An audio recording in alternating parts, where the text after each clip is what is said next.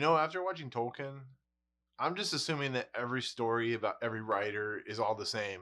They have a bad back history, they have a great war history, and they write a great novel. It's all the same.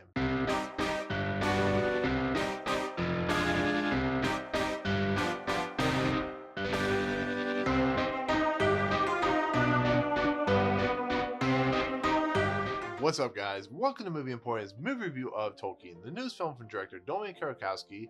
That stars Nicholas Hoult, Lily Collins, Patrick Gibson, Anthony Boyle. So, as you predicted, this is the story of J.R.R. Tolkien, the guy who was behind The Lord of the Rings, The Silmarillion, and The Hobbit. Very influential books, very ahead of their time because of stuff they were doing. And it deals with the epitome of what war, of friendship, of love, everything that he'll talk about in this movie. But this movie isn't about him actually writing The Lord of the Rings. This is the history of how he got to that point. And as we all know, J.R.R. Tolkien was in war. He lost a couple friends. That's how he kind of got his ideas of what the Fellowship and the Lord of the Rings were going for, but how bonds can't be broken and how they can succeed over obstacles. Because World War I was a massive war. It was a great war. It was a disturbing war in just its trench warfare, and you see a lot of it in his writing, but how much it affected him and so on and so forth. But in this story, we're getting the backstory of who J.R.R. Tolkien was as growing up, and it's kind of like the condensed, abridged version of that story because there was probably a lot more to it. The Tolkien family do not approve of this, so it's like almost like the unauthorized version of Tolkien, I guess. I don't know. This seems like a pretty good rendition or adaptation of that story, and it basically shows him when he's a kid. He loses his mother, which is true, and they go stay at a boarding house. He meets a character played by Lily Collins, who at a young age, they're at young ages before this starts, and they form a relationship, a romantic relationship, a love relationship. And Lily Collins plays Edith Bratt, who is a musician that's kind of held back. She has a love for the arts, the Wagner's, and so on and so forth. And because of Tolkien's background and his raising, and he's under the guidance of a character played by Colm, who plays Father Morgan.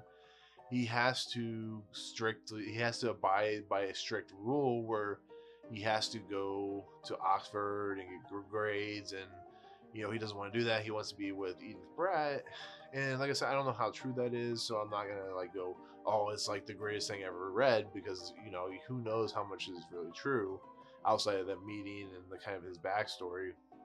But in the process, he meets four friends. They are people that he meets in school, at the boarding school that he goes to, very prestigious school, and they form the basis of the Fellowship. And they're kind of like the Merry, Pippin, and Sam of these characters, where one's really smart, one's more funny, one's more musical. They have the abilities, but Tolkien is like the main leader, is the person that has to do this quest to get to his eventual book.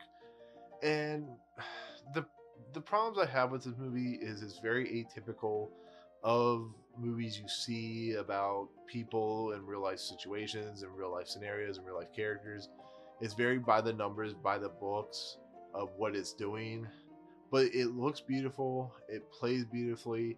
Nicholas Hoult is awesome in this movie. Lily Collins is awesome in this movie. All his friends are really amazing in this movie, and you can really feel the friendship between the 4 or 5 characters in this movie. And because of Tolkien's background, he's going to be kicked out of Oxford because he's more in love with Edith Bratt's character than he is for the schooling that he's going through. And he meets a character played by Derek Jacobi, who plays Professor Wright. Professor Wright is a linguist, and he is into the Greek mythology and just the wording. And if you know J.R.R. Tolkien, he was very into dialect and linguistics, and you know creating his own dialogue. Basically, if you look at Lord of the Rings, everything in there is created by him, and it's pretty amazing if you see. And there's not much there between the two because World War One kind of boost into the second half of this movie. But throughout interstitials, throughout, you see you see Tolkien trying to get to his friend Jeff, who is kind of his like soulmate in a way, outside of his love of Edith Bratt.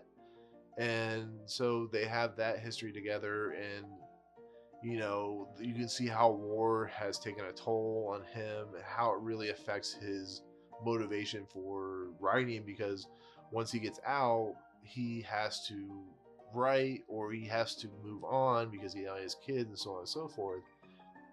And like I said, it's a good movie, but it follows paint by numbers. It's very A Beautiful Mind in the way it's seen, the way it's shown, and the way it's played out, but just not as good.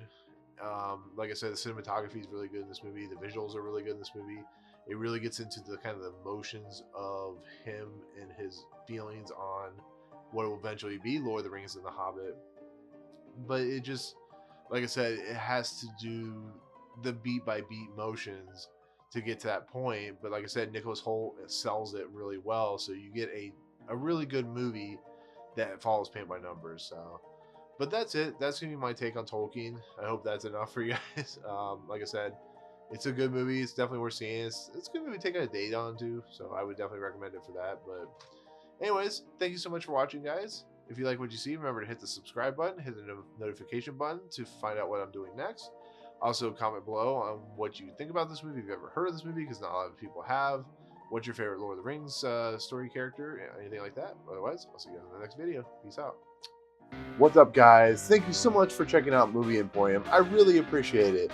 If you want to, go ahead and hit the subscribe button. Hit the notification button and the bell at the top. Find out what's coming next for Movie Emporium.